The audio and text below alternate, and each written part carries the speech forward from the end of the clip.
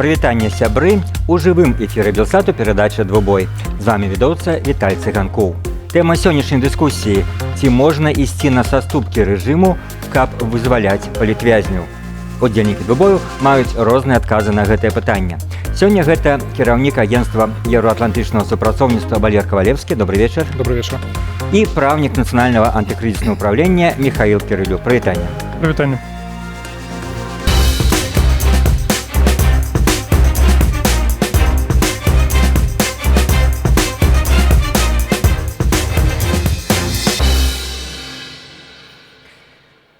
Валер, вы першы раз прымаеце удзел в нашым «Двубоі». Дзякую за то, што адгукнуліся на маё запрашэнне. І пачнем таму з вас. Пазіцыя Михаила Кирылюка на гэты конт, мне падаецца, даволі выразнай і вядомай: працяг санкцыяў і ціску на рэжым. І гэта павінна прывесці да вызвалення палітвязняў. Ну, а вы, наколькі разумею, прапануеце трошкі іншую стратэгію. Коротка, якую? Так, сапраўды, дзякую вам, Віталь, за запрашэнне. Михаил, рады паўдзельнічаць у размове з вами. Асновай для таго, каб мы пачалі гэтую працу над вызваленнем палітычных зняволеных разам з Воляй Гарбуновай, Тацянай Хоміч, з'яўляецца асэнсаванне таго, што няма значнага прагрэсу ў гэтым пытанні, хаця палітычныя структуры заявілі гэта як галоўны прыярытэт дзеля таго, каб дасягаць прагрэсу ў вырашэнні крызіса ў Беларусі. Мы бачым, колькі людзей терпіць праз свае перакананні, праз тое, што пасля 2020 года распачаліся рэпрэсіі, але мы бачым, што тая стратэгія ціску, якая была распачатая 2020 года, фактычна яна не дае тых пажаданых вынікаў, якія дазвалялі вызваляць людзей. Нават узгадаю, што палітычныя лідары казалі, што ніводзін з тых, хто быў арыштаваны і хто патрапіў у турму, адсядзіць свой тэрмін цалкам. На сённяшні дзень ужо 1200 чалавек выйшлі менавіта таму, што скончыліся іх тэрміны цалкам. Разам з тым, у мінулым годзе мы пабачылі, што рэжым пачаў вызваляць людзей. На сённяшні дзень 227 чалавек было вызвалена, але мы разумеем, што дзеля таго, каб гэты працэс быў працягнуты, трэба рабіць все ж такі больш выразныя практычныя крокі. Што? І вось гэта, думаю, што да гэтай тэмы мы можам вярнуцца па ходу нашай размовы, але тым не менш, на сённяшні дзень вельмі важна, каб самыя дэмакратычныя сілы асэнсавалі, што вызваленне палітычных зняволеных з'яўляецца прыярытэтам для ўсяго руху, не толькі для некаторых асобных ініцыятыў. Гэта вымагае і нашыя прыярытэты, і наша стратэгія. Гэта вымагае таксама і кантэкст, у якім зараз жыве краіна. Ну што ж, мы працягнем, сапраўды, як вы кажаце, гэтую дыскусію. Вось Валер кажа, што гэта павінна стаць прыярытэтам. Мне здаецца, Михаил, з гэтым як бы ніхто не спрачаецца, так? Просто спрачаюцца на то, што можа прывесці да поспеху. У вас думка, што ранейшая такая стратэгія ціску і санкцыяў, ці не так? Добрый вечар, Валерый, таксама дзякую за размову. Да, сапраўды мы згодны з тым, што гэта мэта аднолькавая, але разыходзімся ў падыходах. І мне падаецца, вось тое, што Валерый заўважыў, 200 чалавек вызвалілі, ну, гэта не дзякуючы таму, што дэмакратычныя сілы зрабілі нейкія паслабленні, паступкі. Наадварот, дзякуючы таму, што гэты ціск ішоў і працягваўся.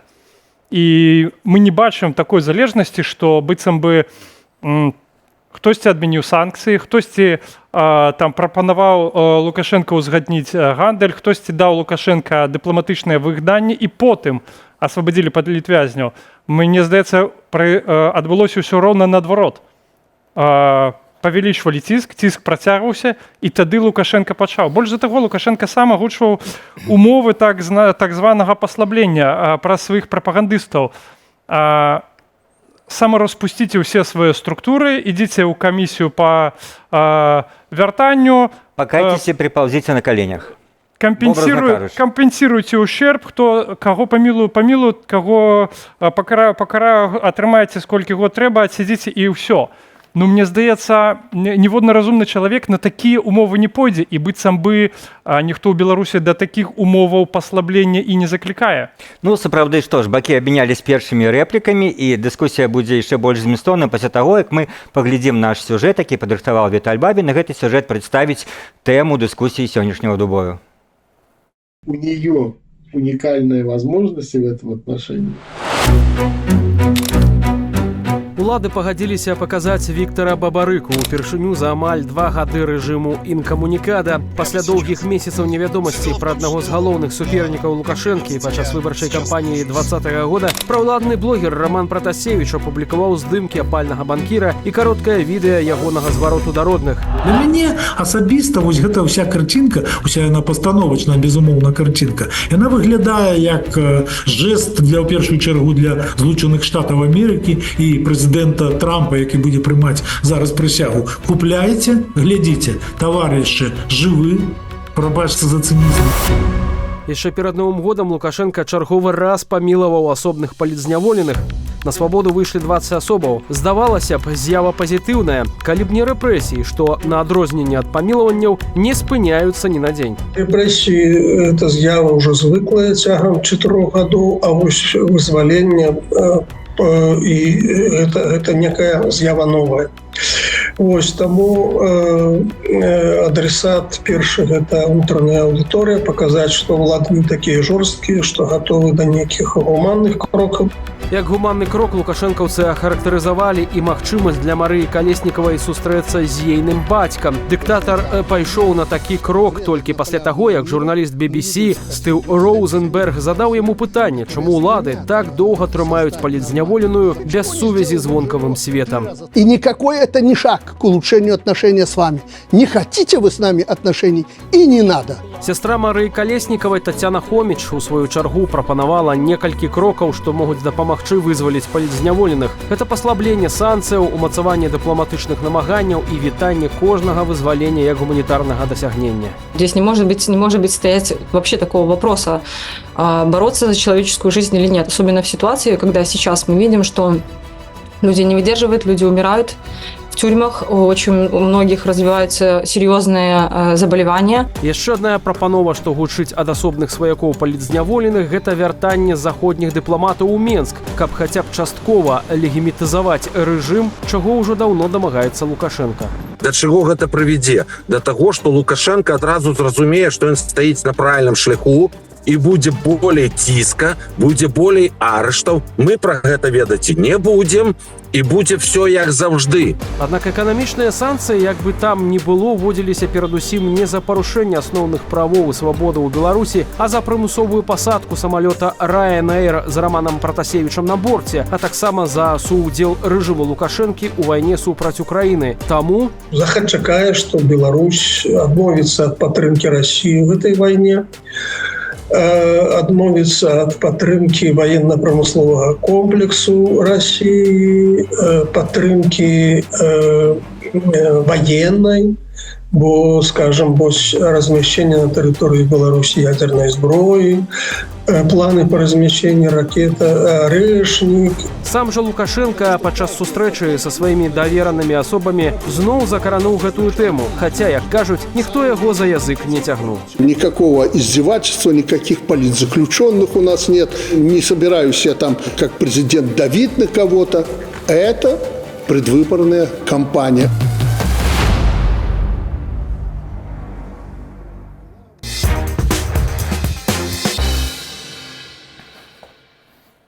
Што ж, сёння ў Дубоі дыскутуюць Валер Кавалевскі і Михаил Кірылюк. І, Валер, вам пытанне. Я прызнаюся, адказваючы першае асновае пытанне, вы больш апісалі сітуацыю, далі ацэнку, але все-таки я папрашу вас яшчэ настойліва сказаць, вот чым ваша альтэрнатыва таму шляху, якую прапануе носёння абінаны кабінет, які выказаў Михаил Кірылюк. Вы, калі глядзіце сітуацыю па-іншаму, то як? В чым вашы прапановы? Ну, па-першае, я хацеў бы адказаць на словы Михаила про тое, што менавіта ціск прывёў да вызвалення людзей, але разам з тым ён не спыніў рэпрэсіі. Таму гэты аргумент, на мой погляд, не вытрымлівае крытыкі, таму што рэпрэсіі працягваюцца, і сапраўды гэта адна з самых балючых праблем, што ў Беларусі суседнічаюць гэтыя два працэсы. З аднаго боку вызваляюць людзей, а тым не менш рэпрэсіі працягваюцца, і гэта азначае, што ціск не працуе. Працуюць нейкія іншыя матывы у Мінска. Тое, што фактычна ўсе гэтыя вызваленні ад ліпеня гэтага 24 года суправаджаліся падставамі гуманітарнымі. Это паказвае, што ўсё ж такі Мінск спрабуе нейкім чынам адаптавацца да той сітуацыі, улічваць кантэкст, улічваць погляды беларусаў. рэагаваць на крытыку і заходніх краін, нягледзячы на тое, што Лукашенко сам можа казаць, што для яго гэта неважна абсалютна. Тое, што важна было б сёння зрабіць. Сапраўды, санкцыі з'яўляецца адным з тых інструментаў, якім мы не карыстаемся на сённяшні дзень. Болей за то, ідзе працэс накаплення санкцый. То бок настойваюць на тым палітычныя структуры, што трэба санкцыі ўводзіць больш і больш. Але вводзяцца яны дзеля таго, каб вырашаць нейкую канкрэтную праблему.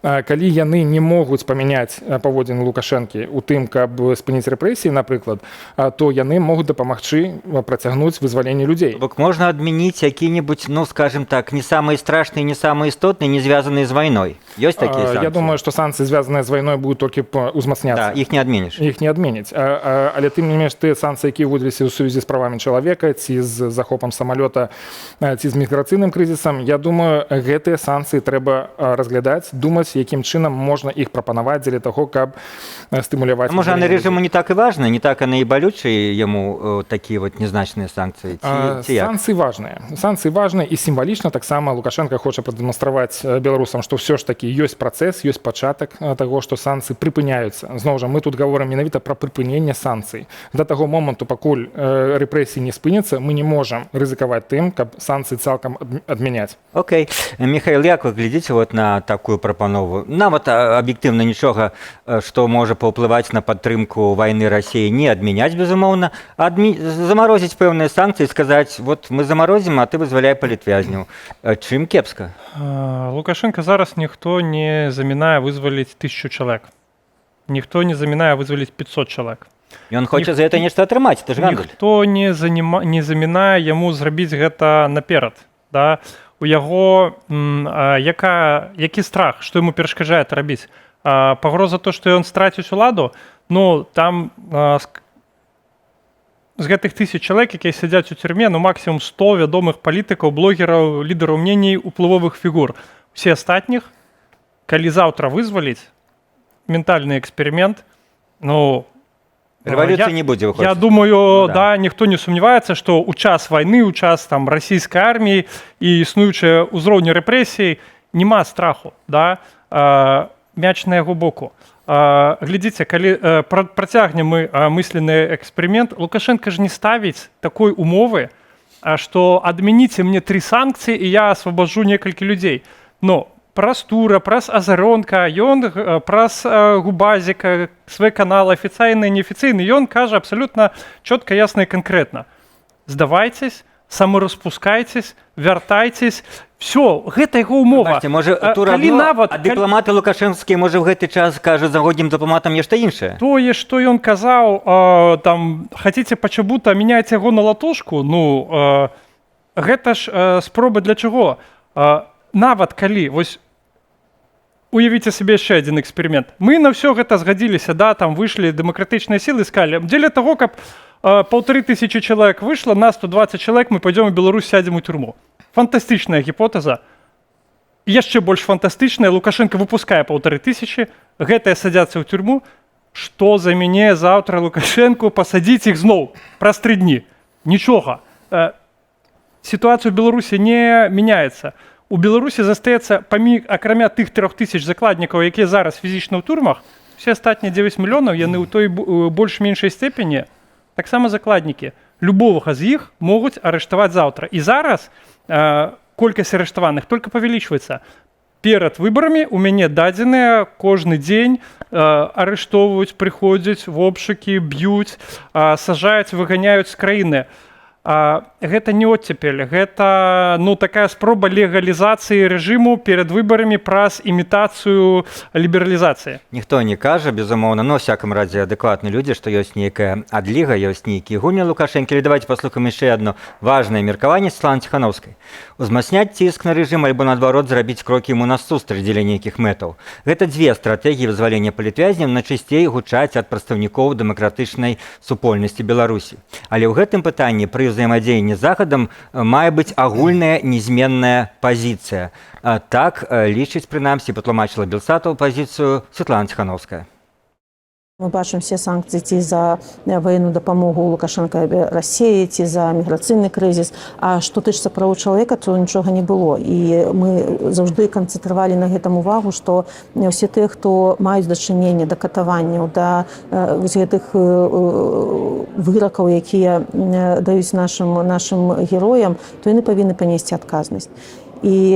Але я тут адзначала ў адным сваім выступах, што гэта паслядоўнасць палітыкі па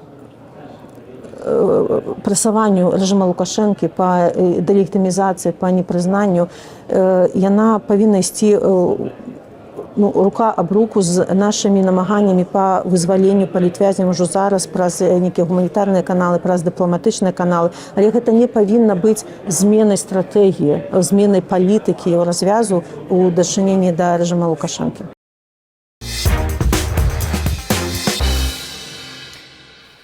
Вось у гэты момант я, напэўна, павінен і хочу задаць пытанне вам, Валерый, як прадстаўніку, былому прадстаўніку кабінета Ціхановскай.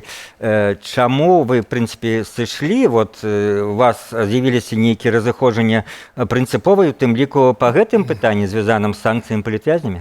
Мае разыходжанні тычыліся і таго, як вядзецца знешняя палітыка Святланы Ціхановскай, як прымаюцца рашэнні, то бок унутраныя працэсы, як яны былі выбудаваныя. На мой погляд, яны былі не збалансаваныя, і гэта у тым ліку паўплывала негатыўна на тое, якім чынам палітычныя структуры супрацоўнічаюць з беларусамі. То бок фокус быў на міжнародную аўдыторыю. Мы бачым, што гэта захоўваецца і да сёння. І насамрэч тое, як палітычныя структуры сёння могуць уплываць на важную палітычную кампанію Беларусі, то бок фактычна быць проста назіральнікамі. Адлюстроўвае, падкрэслівае, што ўплыў Святланы Ціхановскай у Беларусі вельмі моцна знізіўся ад 2020 года. Яшчэ тады, у красавіку, у траўні, калі я вёў гэтыя перамовы, калі я прадстаўляў свае ідэі, то фактычна мае ідэі не былі прынятыя. Ну і таму я вырашыў, што гэта мой абавязак сысці з кабінету, таму што маё бачанне не падтрымліваецца кіраўніцай. А як вы ставіце той думкі, што зараз прагучала в нашым эфіры Светлана Ціхановская, што павінна быць адзіная пазіцыя ва ўсіх дэмакратычных сілаў, і гэта будзе дапамагаць нам дабівацца свайго. А калі, умоўна скажем, пазняк за одно, вы за другое, там Балконец за третье, а кабінет за мае пазіцыю, она ўжо не становіцца агульнай. Я згоден з гэтым. Пажадана, каб была пазіцыя адна. Я лічу, што моя пазіцыя правільная. І Святлане Ціхановскай таксама трэба адаптавацца. Мы бачым, што нават рэжым адаптуецца да новага кантэксту. Яны спрабуюць манеўрировать, яны спрабуюць нейкім чынам пасылаць сігналы. Іншая справа, што гэтыя сігналы пасылаюцца вельмі незразумела, вельмі часта збіваюць людзей з толку. Яны вельмі змікшыраваныя. І беларускае грамадства, і замежныя партнёры таксама не разумеюць, што адбываецца. Я маю на ўвазе вызваленні і тым часам працягваюцца рэпрэсіі. Тое, што важна было б зрабіць сёння, гэта ўсё ж такі нагадаць палітычным структурам пра тое, што дыялог – гэта норма, дыялог – гэта шлях да вырашэння крызісу ў Беларусі. Няма ніякіх іншых на сённяшні дзень інструментаў, механізмаў для таго, каб вырашаць гэты крызіс. Я таксама хочу звярнуць увагу на камунікацыі, якія вельмі часам безадказныя. Калі я чую палітыкаў, якія кажуць пра звяржэнне рэжыма, то, па-першае, гэта нерэалістычна, ніякае звяржэнне рэжыма не будзе на сённяшні дзень. Да гэта не гатовы ні беларусы, ні замежныя партнёры, але што адбываецца ў Мінску, Лукашенко можа пачуць такія сігналы, адчуць пагрозу, і ён, калі у яго будзе жаданне нанесці нейкі удар у адказ, ён будзе наносіць не па Вільнюсу, не па Варшаве. І тут ніхто не пагражае латушку тым, што яго могуць аддаць на абмен у Менск. Але ён будзе пагражаць і рэпрэсіраваць тых людзей, якія знаходзяцца ў Беларусі. Такім чынам мы ствараем сітуацыю канфрантацыі, павелічэння гэтай канфрантацыі, дзе рэжым будзе наносіць удары ў адказ, але будзе наносіць менавіта па звычайных людзях. Цікава, я просто не хочу весь час вам задаваць пытанне, хаця вось Хай Михайло рэагуе на гэтыя словы Валеры Кавалевскага, што нельга зараз не трэба зараз, скажем так, заяўляць пра задачу звяржэння рэжыму, а тады, ну, для чаго вся дэмакратычная апазіцыя існуе? Мне здаецца, гэта все-таки задача. Вот мы прыходзім да ключавого, што называецца, пункта. Ці задача все-таки змагацца з рэжымам, ці задача зараз прыняць рэальнасць, што гэта зараз мала актуальна, і значыць тады спрабаваць нейкім дыалогам у рэжыма нешта выцаганіць, выпрасіць вызвалення? Слухайте, я якраз таки тут смогу сабе, калі з самага пачатку дазволіць не згадзіцца са Светланай Ціхановскай, да, у тым, што павінна быць толькі адна... Ніхто не забараняе. Ну, дзякуй, да. Што павінна быць толькі адна пазіцыя ў дэмакратычных сілах, да. Мы такого ў дэмакратычных краінах не бачым, да. Хай будзе пазіцыя ў Балкунца, у Пазняка, вось у паважанага Валеры Кавалеўскага, да.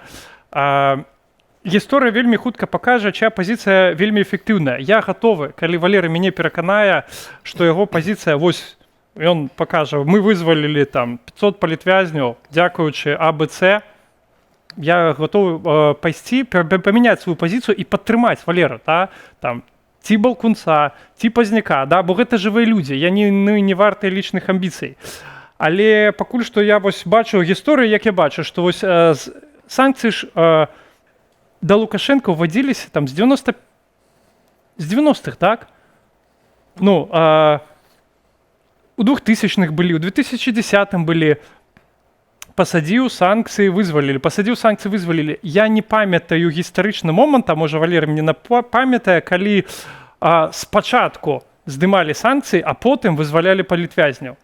Мне здаецца, гэта заўсёды быў ціск. Заўсёды было павелічэнне гэтага ціска, і заўсёды, ну, гэта была патрэба Лукашэнкі, каб яго прызналі, каб яму далі магчымасць гэта зрабіць. Таму зараз, ну, я не бачу, вось, глядзіце, нейкіх такіх, нават, гэта ложная дыхатамія, да, то, што мы выбіраем там, ці высвабодзіць палітвязняў, ці вызваліць рэжым.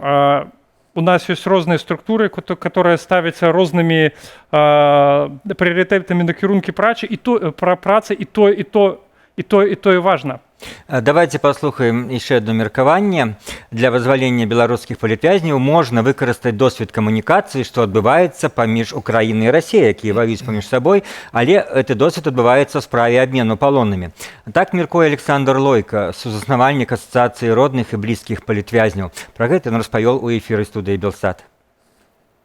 Там існуюць нейкая колькасць медыятараў, якія займаюцца гэтымі пытаннямі. Вось, яны размаўляюць з аднаго боку з Расіі, з іншага боку з Украіны. Такая нейтральны бок, скажем. Так, нейтральны бок. Вось, і таксама мы маглі б знайсці гэтых медыятараў, вось, якія маглі б пачаць гэтыя размовы і перамовы наконт палітзняволеных.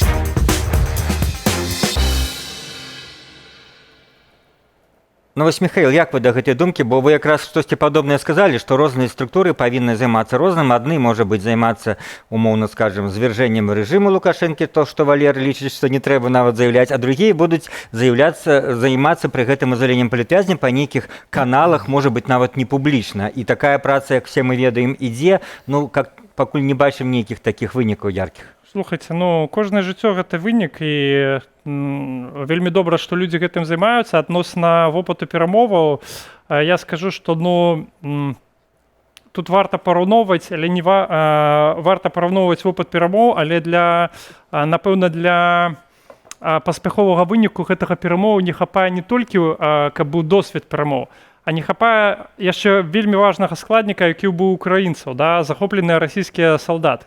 Ну, напрыклад, да, ці там, калі яны мянялі важных для Пуціна шпіёнаў. Гэта таксама важны складнік, які, напрыклад, калі хтосьці з тых, хто прапануе гэтыя метады, даб'ецца, каб у яго меўся такі актыў, то, я думаю, без вопыта перамоў ён здолее нешта атрымаць. Вось. Слухайте, я зараз працытую яшчэ аднаго чалавека. Я думаю, нашы гледачы не адразу здагадаюцца, каго я цытую. Такая цытата. Беларускае грамадства павінна быць адзіным.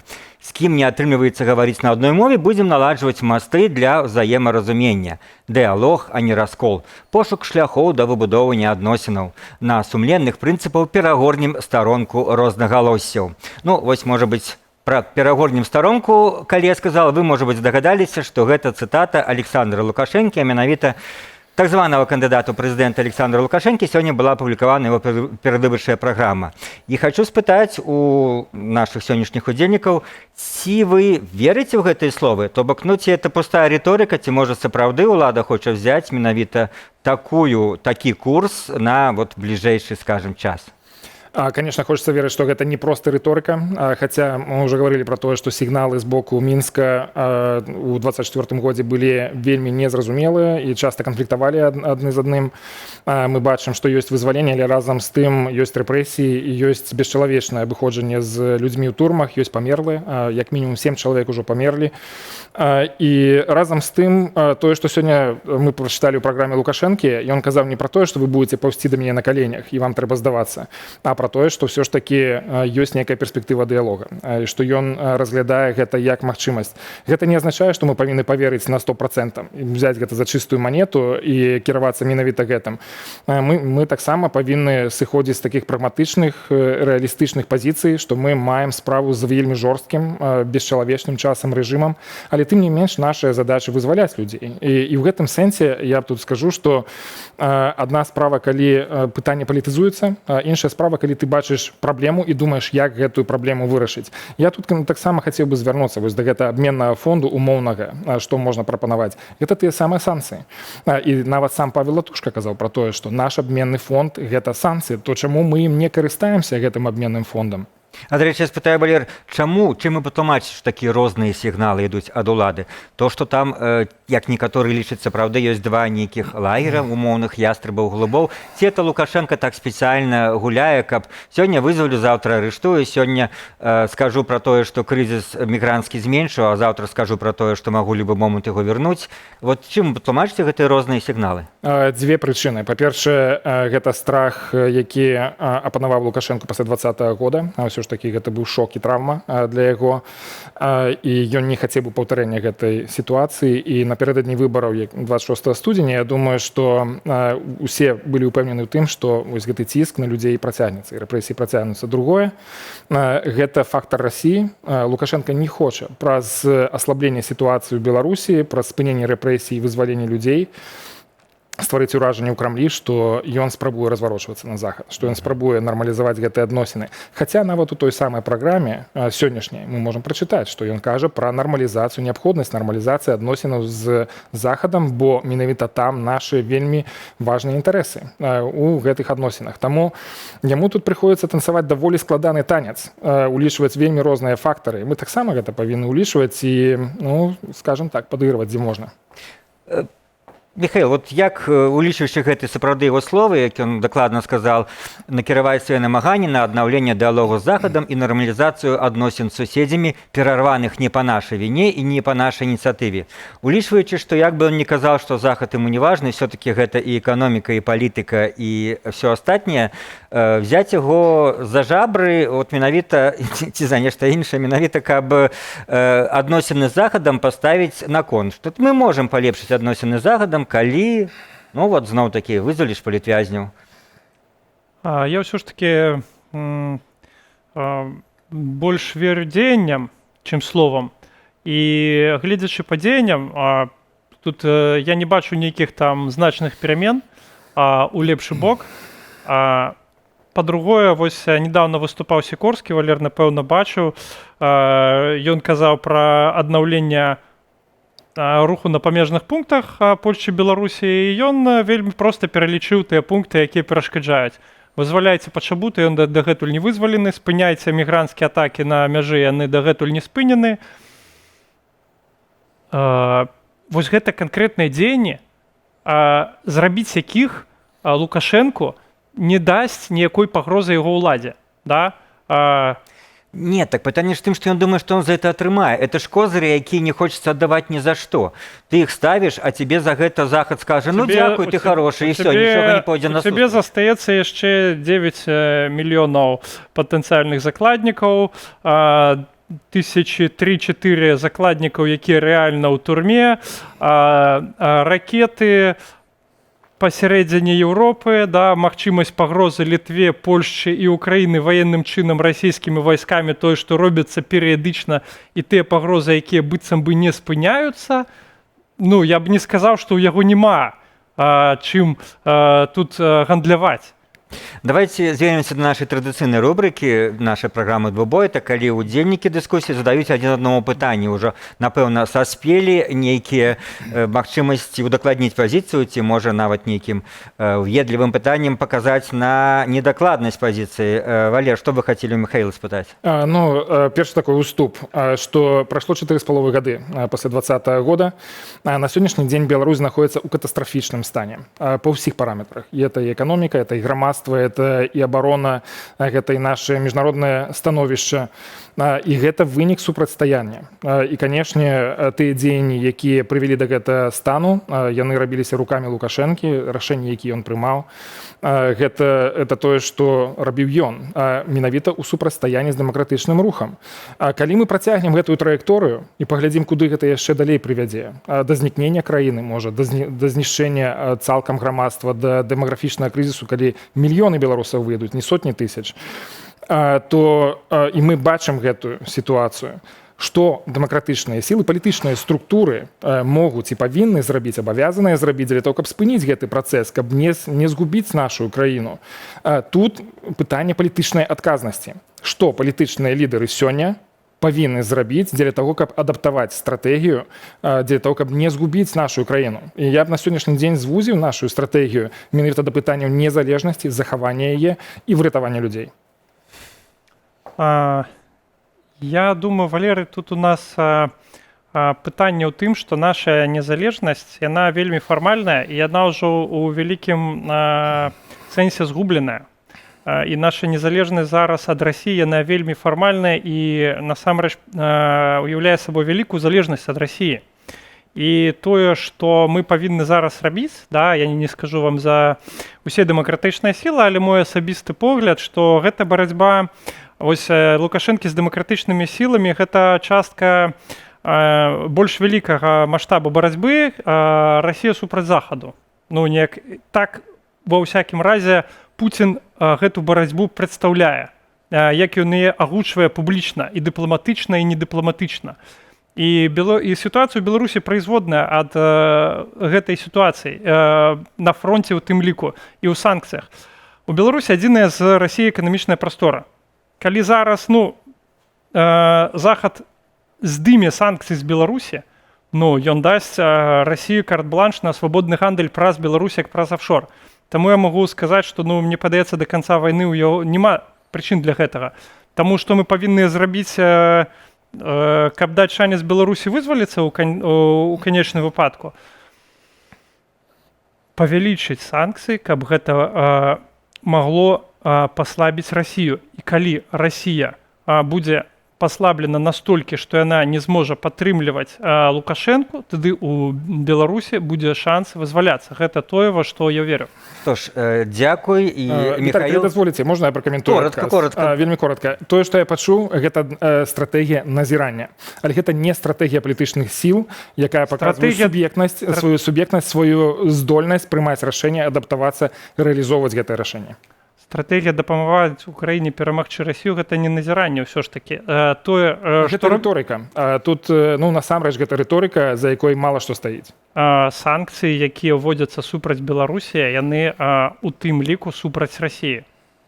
Большая частка з іх, самая эфектыўная, самая маштабная, гэта за вайну з Расіяй. Мне здаецца, тут мы сходзімся. Михаил, да якого вострого пытання Валеру саспелі вы? Валерыя, што канкрэтна нам трэба прапанаваць Лукашэнку, акрамя самароспуска? Насамрэч, самароспуск, я не думаю, што гэта тое, што сёння трэба прапанаваць Лукашэнку, але тое, што можна прапановваць, па-першае, гэта працягваць вызваленне людзей па гуманітарных падставах, гэта думаць пра тое, якім чынам можа рэжым сфармуляваць свае сустрэчныя прапановы, калі мы разглядаем санкцыі як абменны фонд, і з гэтым згодныя нават вашыя калегі, то якім чынам мы можам выкарыстаць гэты абменны фонд дзеля таго, каб мы маглі працягваць вызваляць людзей і зніжаць рэпрэсіі.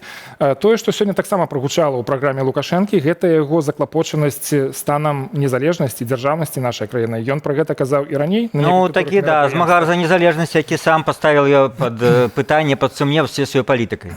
Сапраўды, 30 гадоў прайшло яго праўлення, і тым не менш мы прыйшлі да кропкі, дзе ён прызнаецца ў тым, што дзяржаўнасць, захаванне дзяржаўнасці становіцца прыярытэтам на найбліжэйшыя 5 гадоў. Мы можам крытыкаваць яго за гэта, але тым не менш мы таксама можам пабачыць гэта як аснову для дыялога. Як думаеце, на каго ён намікае? Можа, ён проста кажа, што Захад хоча нас захапіць, а не на Маскву, як, можа быць, хто-нибудь падумаў. Якраз такі захаванне незалежнасці дзяржаўнасці Беларусі это тое, што з'яўляецца абсалютным прыярытэтам для ўсіх беларусаў. Цікавая статыстыка, калі вы бачылі з Канады, было пытанне таго наконт далучэння да Злучаных Штатаў, як гэта прапаноўвае Трамп. Дык вось прыкладна 13-14% канадцаў маглі б разглядаць такую магчымасць. У Беларусі гэты адсотак ніколі не сягаў вышэй за 3. Ну, то бок гэта фактычна статыстычная пагрэшнасць. Але мы тут можам казаць пра тое, што ў нас ёсць аснова для дыялогу. Мы ўсе хочам выратаваць нашу краіну. Без незалежнай Беларусі не будзе ні дэмакратыі, ні дыктатуры. Дарэчы, яшчэ адна падзея сённяшняга дня, пакуль мы тут жывым эфіры вядзем двубой, то ў гэты момант на прапагандысцкім дзяржаўным тэлеканале паказваюць фільм са зняволенымі супрацоўнікамі Радыё Свабода, з супрацоўнікам Андрэем Кузнечыкам, ну, где будуць нейкія гадасці пра Радыё Свабода, можа быць, раскаянне, я не ведаю, але калі ён спрабуе неяк наладзіць адносіны з Захадам ці з ЗША, где штосьці адного прэзідэнта, можа быць, Лукашенко хоча чакаць, для чего вот гэта робіцца? Это перамоўныя пазіцыі. Лукашенко ўмацоўвае свае перамоўныя пазіцыі дзеля таго, каб ціснуць, каб выгандлёўваць большыя саступкі з боку Захаду.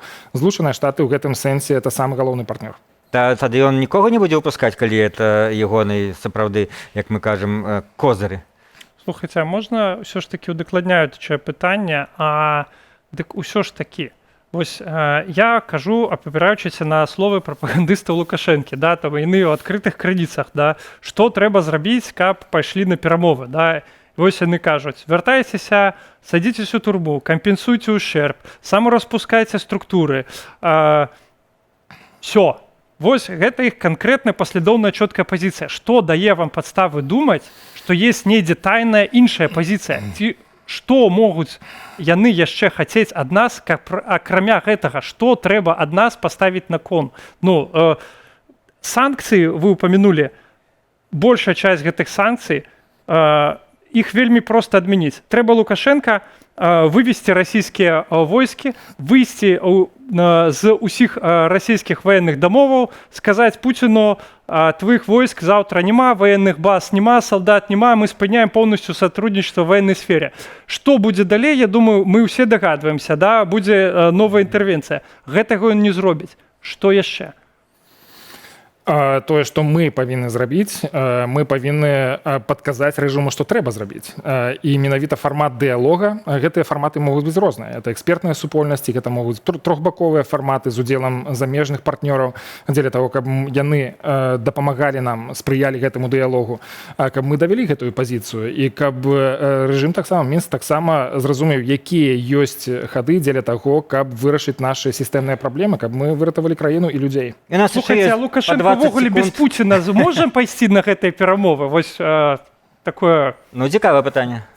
Ці зможа Лукашенко пайсці на такія перамовы з Пуцінам за яго спіной? Без Пуціна, без дазволу Пуціна. Без ведомай согласия Пуціна. Вось он вызывае. Идем на перамовы з Тихановскай, там, з кім заўгодна. Сустракаемся завтра ў Брюсселі. Можете такое уявіць сабе? Я думаю, на мяжы Гроднай там і там Друзгінінкая. Па-першае, я не думаю, што гэта ёсць немагчымым. Па-другое, я думаю, што мы не знаходзімся ў пазіцыі, калі мы можам сказаць, гэта немагчыма, і гэта немагчыма, і гэта немагчыма, таму мы будзем проста назіраць і чакаць, колькі людзей будзе вызвалена і як будзе развівацца сітуацыя ў Беларусі, і пасля мы скарыстаемся ці не скарыстаемся тымі прадуктамі, якія былі зроблены іншымі людзьмі. Калі вы выступаеце за сваю суб'ектнасць, калі вы кажаце, што вы рэлевантныя для Беларусі, для інтарэсаў Беларусі, вы абавязаны шукаць рашэнне для гэтых праблем, а не проста сидзець у вежы са слоновай косці і крытыкаваць. Михаил, 20 секунд на завершение. Традыцыйна вы не першы раз удзельнічаеце, ведаеце, што ёсць апошняе слова. у нас якраз таки пазіцыя неназіральная, мы паслядоўна выступаем за павелічэнне ціску.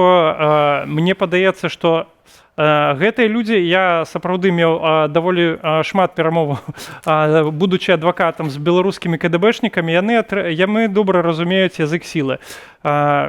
Мне здаецца, што гэта тое, што ў выніку вызваліць Беларусь. Дзякую, Михаил. Валер, ваша 20 секунд. Я думаю, што ціск павінен быць адказным, і ён павінен быць практычным. А калі санкцыі самыя па сабе не прыносяць выніку, а калі пытанне адказнасці – гэта перспектыва на гады наперад, то бок яны не вырашаюць на сённяшні дзень праблему, трэба думаць пра тыя механізмы, пра тыя рашэнні і формы рашэнняў, якія могуць нам дапамагчы вырашыць праблему сёння. І апошняе, што я хацеў бы сказаць, гэта я хацеў бы это выказаць як пытанне да Михаила, але тым не менш, гераізацыя палітычных зняволеных у турмах – гэта неэтычна. Это неправільна казаць пра тое, што гэта героі, якія нас падштурхоўваюць наперад, даюць нам сілы. Гэта неправільна. Дзякуй, Валер, дзякуй, Михаил. Гэта был двубой, якім, я спадзяюся, мы трошкі наблізіліся да ісціны разумення сітуацыі. Чыя пазіцыя падалася вам больш пераканаўчай? Пішыце нам пра гэта ў YouTube, глядзіце там праграму ў любы час, пішыце там свае ацэнкі і каментары, безумоўна, калі гэта для вас бяспечна. Перадачу правёў Віталь Цыганкоў. Заставайцеся з Белсатам.